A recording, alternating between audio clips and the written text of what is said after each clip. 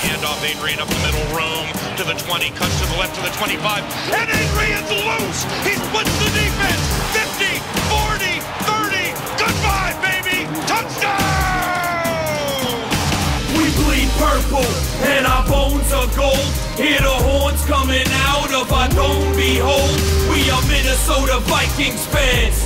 We love when a player scores, we roar, ignite the stands. Hey there, Vikings fans. You are listening to the Purple People podcast.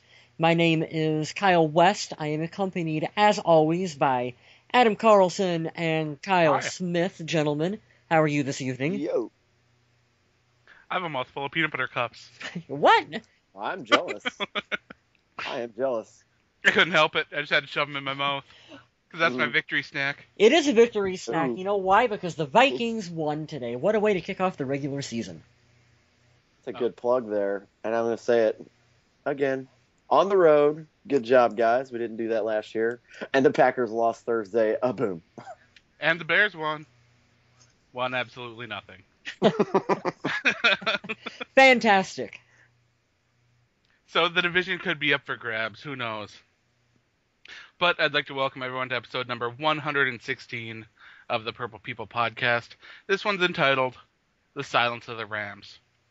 I like it. Personally, I love that movie, The Silence of the Lambs. I've watched it many, many times. I always get that song, Goodbye Horses, stuck in my head. I don't get the visual along with it, thank God. Because that could be traumatizing to anyone involved. I bet you wouldn't be eating those peanut butter cups if you had that in your head. Or maybe you would. I'm kind of a sick puppy, but I try not to admit it. But let's get through these quick hits because I know what everyone wants to talk about.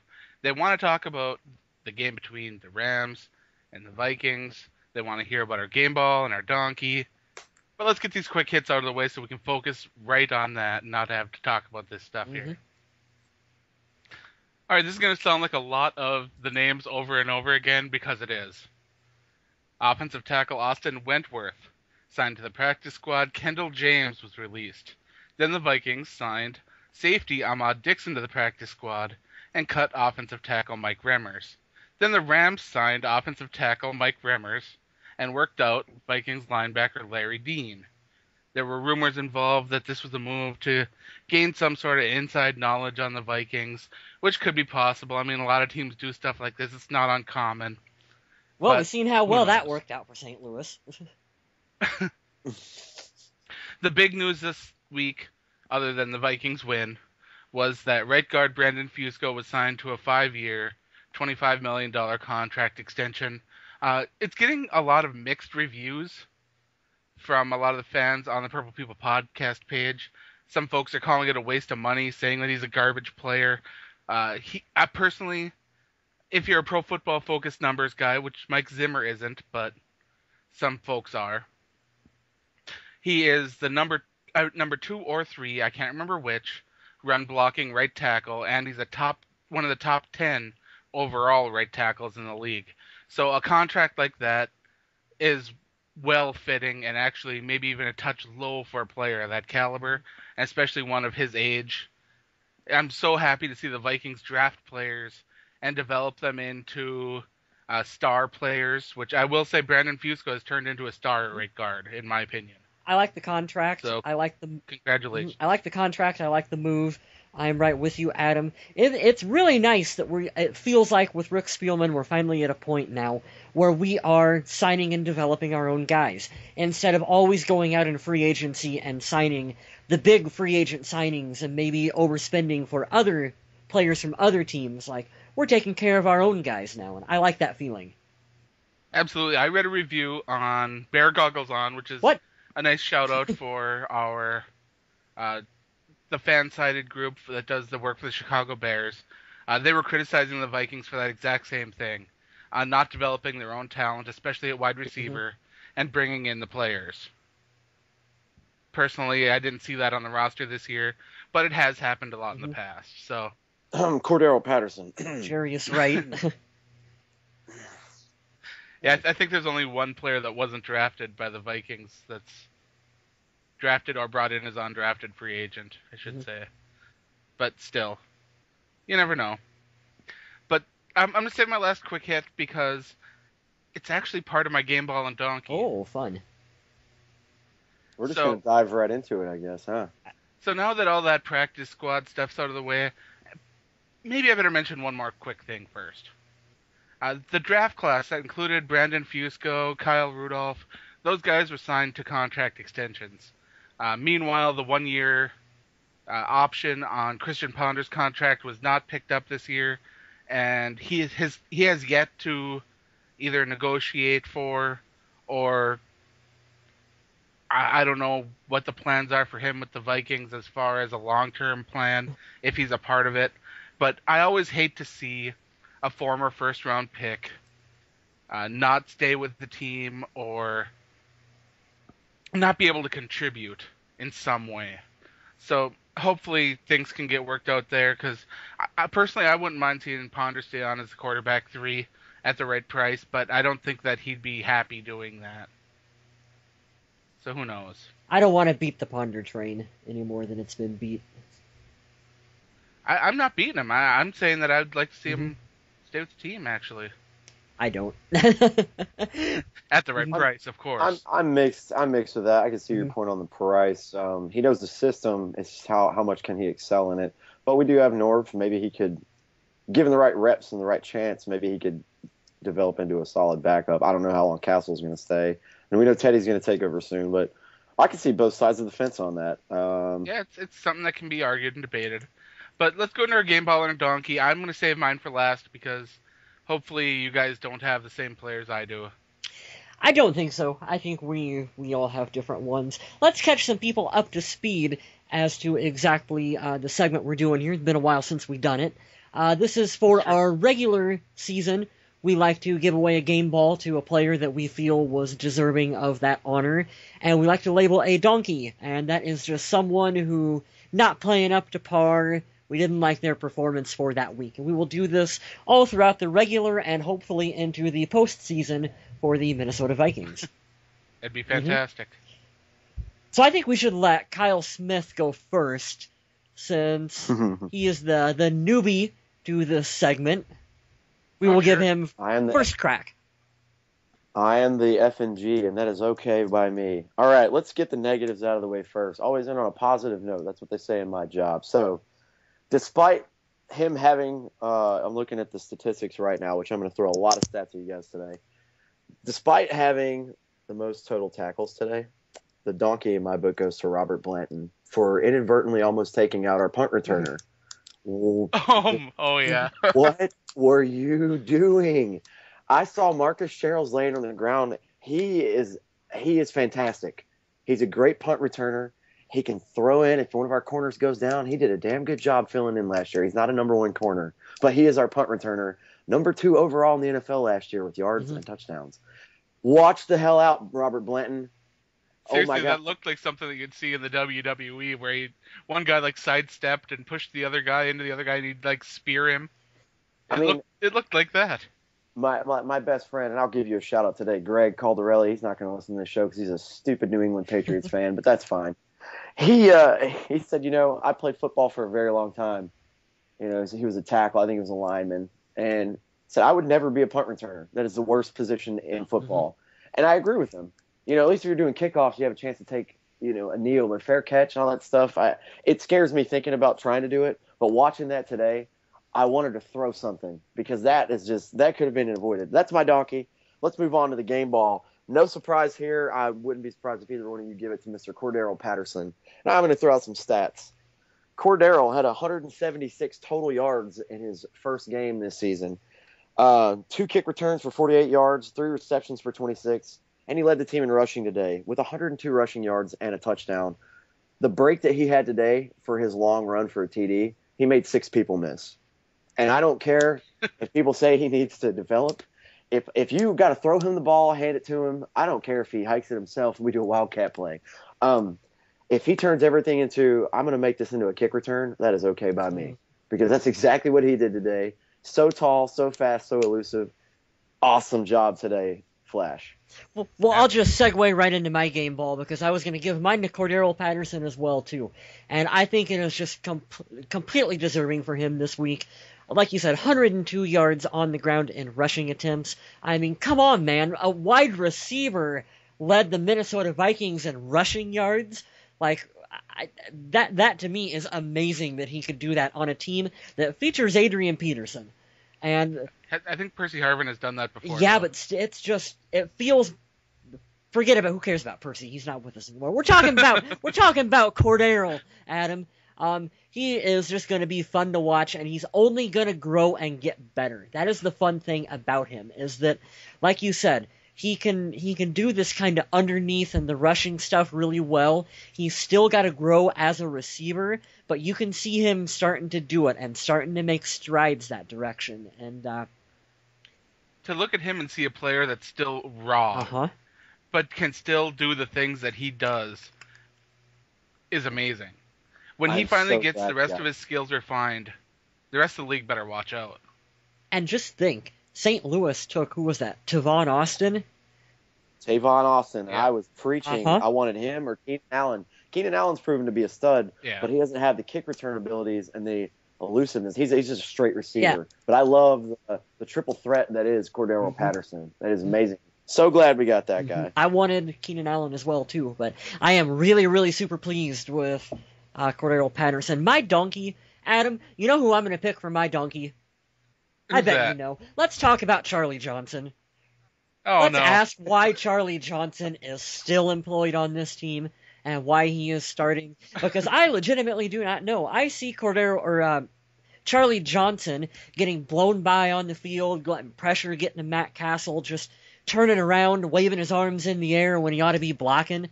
Like, he feels like a liability at this point. And just, anybody, get someone on the team other than Charlie Johnson.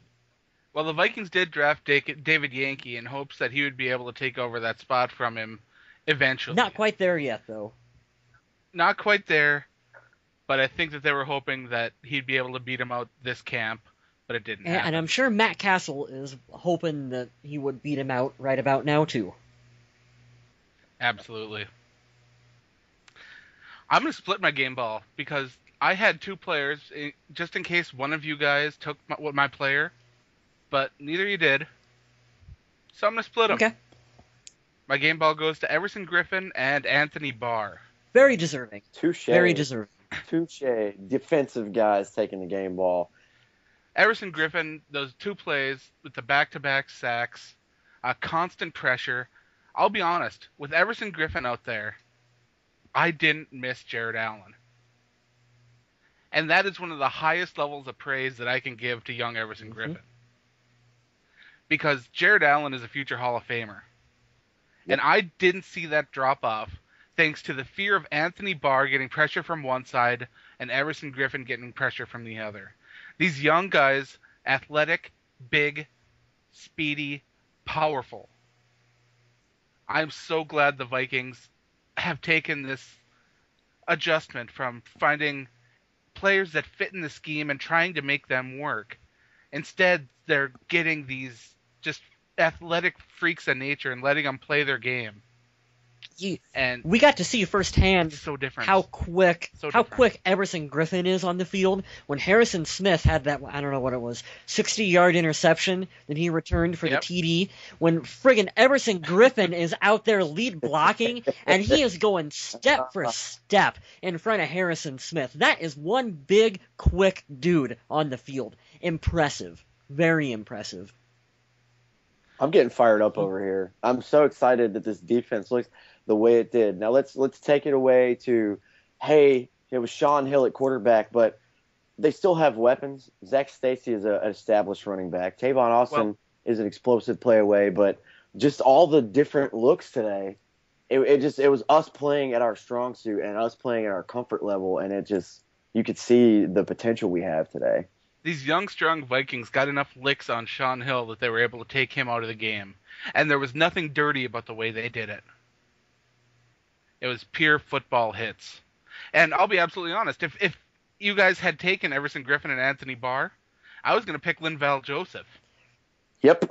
That's the fun thing about this game, is that there were multiple ways that you could have went. You could have made a case for Sharif Floyd. You could have made a case for Harrison Smith. Who was our You could even say Josh Josh Robinson. Yes, that was a nice interception by Josh Robinson. I'm He even played that ball looking at very well. I'm even looking at Tom Johnson with a sack and a forced fumble today. Everybody stepped up and came out with fire.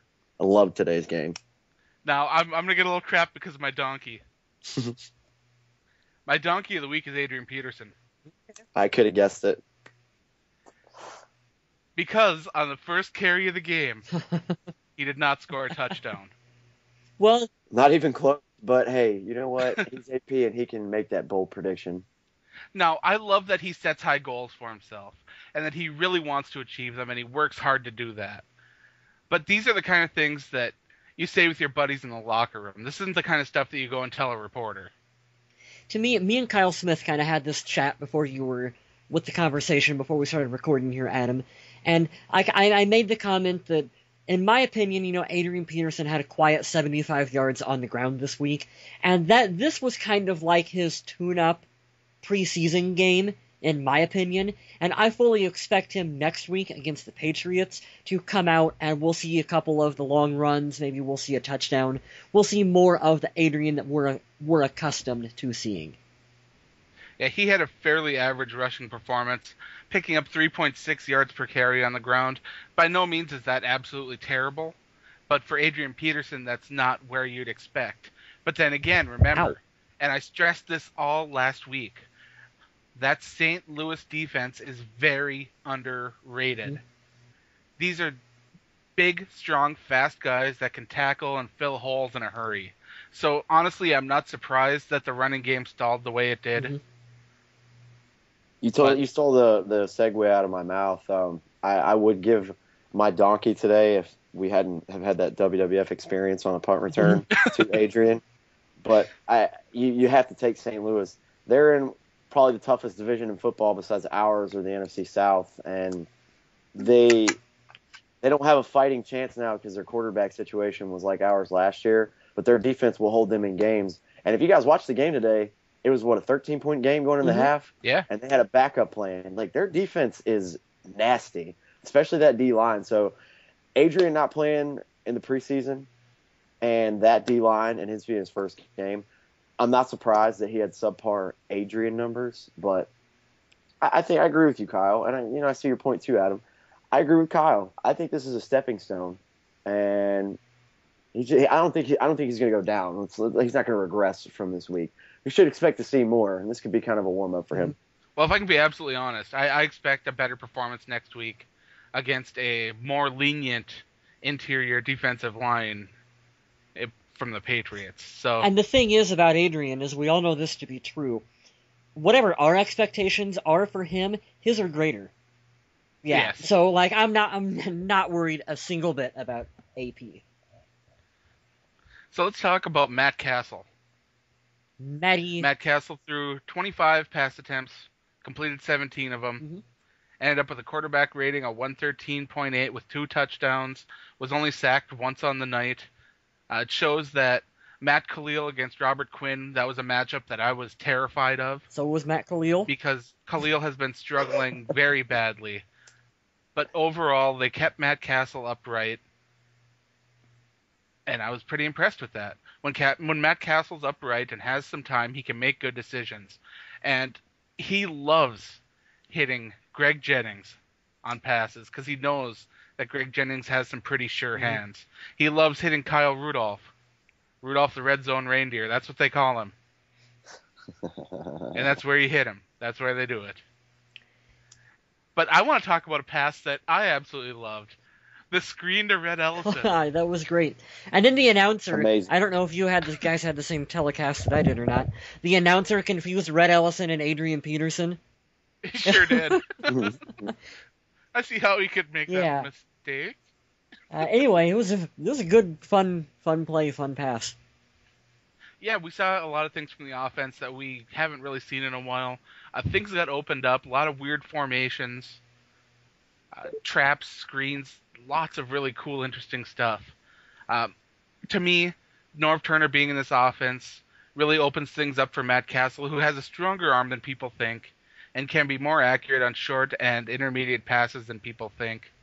To me, Matt Castle played a good game, to manage the game, even a little better than manage, and lead the Vikings to the win. Hey, it was a good Matt Castle performance. I think you got to remember that, we're not talking about Tom Brady or Peyton Manning or Aaron Rodgers here. We're talking about Matt Castle, and this is what he can do. He can be efficient. He's not going to put up stats that are going to blow your mind away. But hey, he took care of the football. He threw 2 touchdowns, and we won the game. Like, this is honestly what we want and what we should expect from Matt Castle. Will he have games where, hey, he's going to throw for a lot more yardages and he's going to look better than this? Yes, he is. There's also the potential that, hey, he's going to have a little bit of an off game and he's not going to look the best. We got to ride this out. Like, you're going to have to ride the ups and downs and the kind of medium performances like what we got today. And I'm fine with that. I'm totally fine with how Matt played today. I will agree, and I won't take 2 seconds to say this. We started off today, didn't win a road game at all last year. We started out with a respectable opponent. We knew they weren't going to have their starting quarterback, but you have somebody like Matt starting off a year, already doing things that we couldn't get accomplished last year. We're building up steam, and I'm not taking anything away from the New England Patriots. Tom Brady could throw 5 TDs on us next week because he's Tom freaking Brady, but they didn't look so hot today either. The only thing we can do is build off of this, which is what Mike Zimmer's been preaching. And you see, you guys, I've been telling you this for a while now on the podcast. Keep building on this. He said it himself today. I'm glad we did. I'm glad we got a win today. I love this team's effort, but this is today. Now we're going to worry about next week. Keep going. And I love the fact that we came in and handled business, but they're already wanting to build and get better. And if he can keep that going, I don't see many bad games from Matt this year. But we do, and in fairness, we do have a pretty tough stretch of games coming up. It's true. One of the things I really loved about Matt Castle's performance in this game is that he did spread the ball around. I don't think that there was a time when the Rams could say, okay, he's singling out Jarius Wright on this drive because there's a mismatch in coverage. No, he was spreading the ball all over the place, and the Rams didn't quite know where to protect. And that is the key, is when Matt Castle has that time and can read the field, go through his progressions, and find the open receiver. That's what's absolutely wonderful. And I didn't feel like he was predetermined, locked on to who he was going to throw the ball to before. No. It's like you watched Christian Ponder not to knock on the guy, but hey, I'm going to knock on the guy. There are other quarterbacks that did it too. Blaine Gabbert did it. There are several. Yeah, but you just feel like you can just tell that, hey, I'm going to throw this pass to Greg Jennings, regardless of whatever the coverage dictates. And you could tell with Matt today that, hey, he's making reads and going through his progressions, like what a veteran quarterback with experience should be doing. And the best part of that, if you let me piggyback one more time, of course, the best part is he knows he's going to have a tough day ahead of him with that front that they have. But he stayed calm, cool, and collected. He only took 1 sack, and he even stepped into some throws, which a veteran poised guy does. And I don't know, I thought he was great today. Okay, some people will hype up the word great. He wasn't excellent, but I thought he played great considering a good challenge he had. But I love the challenge that he faced today and how he handled himself. And he had a very solid game. And I think it's always this is one stat that always kind of bugs me, is when people talk about how, well, Matt Castle was only sacked 1 time. Well, that's true, but he was hit multiple times throughout the course of the game. So it's not like that he had just seconds after seconds to stand back there with no contact. Right. He was getting hit by the Rams, but he continued to stay in the pocket, stay going through his progressions, and make the right reads. And I mean, it wasn't he's not going to blow you away, but you can win with him. Yep. Absolutely. Meanwhile, the Rams came out and they tried to take care of business. They passed the ball a lot. For an offense that you figured would focus on the run with their star quarterback Sam Bradford out, the running game never really seemed to pick up for the Rams. And I think a lot of that has to do with the new Vikings defensive line ability to close holes. We saw Zach Stacy carry the ball 11 times for 43 yards.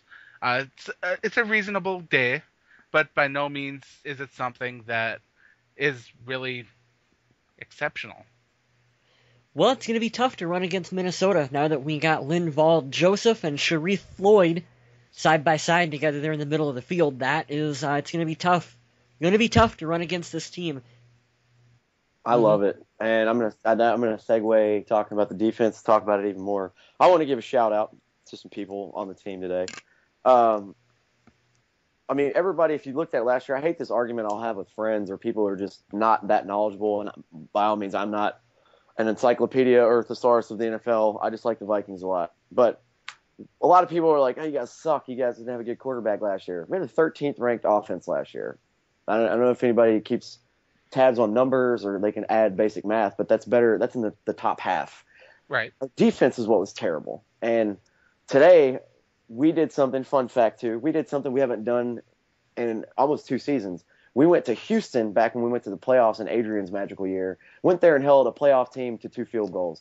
St. Louis is not a playoff team, but they're a great defensive team, and we held them to 2 field goals today, and I loved it. I want to give my shout-outs to both the guys hauling in interceptions today.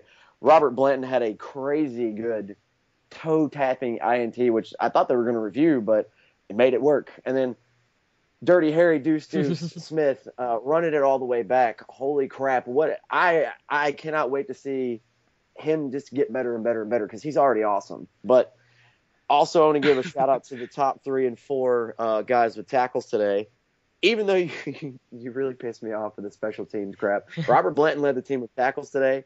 Anthony Barr was right underneath him, 6 by himself, assisted 1. He's got a total of 7. Mr. Jasper Brinkley coming back to Minnesota, rounded out the top 3. And a shout-out to my favorite free agent signing, no disrespect to captain, Linval Joseph, making his presence known today, and he had a sack. All the guys that had sacks today, Everson Griffin, Harrison Smith, Tom Johnson, Linval Joseph.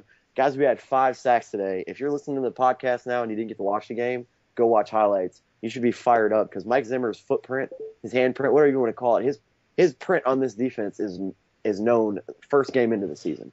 If you get to watch the game, I highly recommend you do, because there's one announcer flub that just made me laugh so hard. Apparently last year, the Vikings allowed over 250 points per game. We were bad, but we weren't quite that bad. To me, that just tickled me pink. I don't know why. I was laughing so hard at that. Question for you guys. When you got up this morning, did you think we'd be talking about Tom Johnson from the Minnesota Vikings? Would anyone have predicted that one? I just wanted to point out how this is like the most Mike Zimmer thing ever. Who in the holy hell is Tom Johnson? No one's heard of Tom Johnson, but here Saints fans know Tom Johnson. Well, but they don't count. I mean, they don't count. No Vikings fans have ever heard of Tom Johnson. No one talked about him when he signed with the team, but here he comes out and he gets a sack for us. And a forced fumble at that, which is amazing. And you know what I loved? I said this on one of the podcasts in the preseason. One of the things on Vikings.com, they had Mike talking to Chad Greenway, which is to me is awesome. To him leading the team tackles for forever now, every year in a row. And he's like, "You ever heard of Vontaze Burfict?" He's like, "Yeah." He's like, "Oh well, he only led the league in tackles for me one year." So we're just gonna see how good you can do. Like, he'll throw his resume out there in a kind of a mean dad way, but he'll do it to fire you up. And then, like I said, insert Tom Johnson. Who the hell is that? I don't know, but he got a forced fumble and a sack today. And who do you think helped him get there? Our wonderful coach, man. So you know what? That's awesome. Yeah, aside from the gore on special teams, the rest of the special teams guys did a very good job. Blair Walsh went 4 for 4 on his extra points, and he hit 2 field goals, 1 long from 52 out. It was an impressive outing for him. Jeff Locke, a guy who's been getting a lot of flack lately, again, because of his punting, had a solid day, averaging over 47 yards a punt with 1 landing inside the 20. Overall, you can't really complain about this performance one bit. My whole thing on Jeff Locke is offense, don't punt the ball. just don't punt. Like, that solves any problems that you have on that one. If you don't have to punt, then that is optimal. Yeah, that's like the best case scenario there. Unless it's interceptions, and then that's no good. The only thing that I have negative from today, I was ripping my hair out. I was just shoving pizza in my mouth because I stayed at home today. angrily too, and you should never angrily shove pizza in your mouth. And I put it on my personal Facebook page today. The No Fun League, the National Flag League. Holy crap! Flag, you are slowing down. Roger Goodell, if you ever listen to this, for the love of God, use your grip. Let the guys play. I don't want late hits. I don't want face masks, but there's just a surprising amount of flags today. And I know it's the first game. I know they're working out the kinks, but the game was slow, really, really slow today. And it was annoying. It was nice that the games were called a little more lenient during week 1 than they were during the preseason. Oh. To me, that was a bonus. Maybe that was their plan, to make things absolutely terrible during the preseason, so that during the regular season they didn't seem as bad. But I guess that strategy didn't work with you. Here's what I don't understand. The NFL comes out and they say, we're going to make a point of emphasis on calling this rule. Like, you're going to call it more than what you usually would? No, how about you just call it correctly and don't make a point of emphasis on anything other than calling the game the way it should be? But what do I know? I'm not gonna slight the referees. I know it's a hard job, but I think it was the Greg Jennings touchdown today. They had to review it because nobody out there would give the signal that it was a touchdown. Like, I know you have to watch a lot of people. Come on, guys, you have one job. And I don't know. I'm just being an annoyed fan. I really have nothing to complain about because our team did freaking awesome today, and I hope they steamroll into next week and keep the momentum going. Yeah, speaking of that, next week, I believe Sunday at 1 o'clock, once again, the Minnesota Vikings will host the New England Patriots. Tom Brady will be on hand along with running back Shane Vereen, and their crew of talented cornerbacks will be there to give the Vikings a nice test. What are you guys looking forward to most in this game? Adrian Peterson.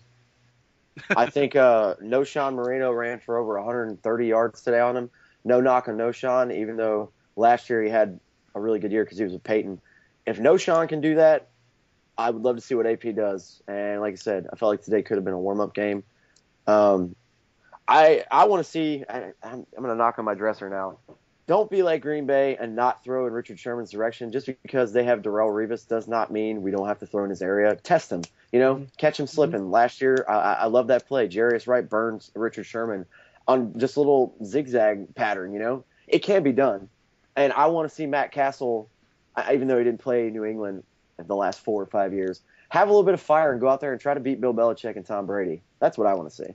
How about you, Kyle? What do you see? I'm going to give you a scenario. I'm going to say Darrelle Revis covering Cordero Patterson in the end zone.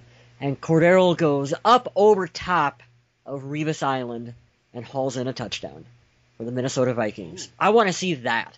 You show me that. You give me a play like that, and then suddenly ESPN's got to take us serious. You know what I mean? They got to cover the Vikings. That happens, they got to cover the Vikings. I want the media to have to cover us. And it'll be our first home game. That's true. I forgot about that. Well, technically home game, I guess. Yeah. It's the first game for our new home for the next 2 years. If you guys get to go to the Gopher Hole, post your photos of you there. We had a fan today that was actually there in St. Louis and posted it to the page. I was really happy to see that. Took his family and everything. But I'm more nervous about the Saints game because it's hard to win there. But I feel like if you guys go out and show passion, we have a home field advantage for real. We have a good chance next week, especially what we saw today. So I'm looking forward to it. I feel like I've been saying this every week, but next week's game is going to be a good test of this team. I know I said the same thing against the Rams, and the Vikings succeeded in that test. They won the battle in the trenches. They won the turnover differential, and they actually came out and had a fantastic game. Now we need to see that consistently.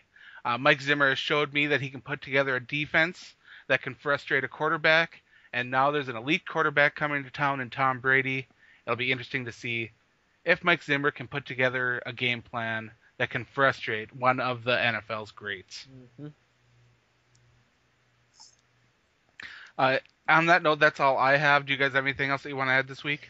Well, I just kind of wanted to talk very, very, very briefly, not to deflate the sales of everything that we just said, but it's kind of the elephant in the room that we have to address about this week's win.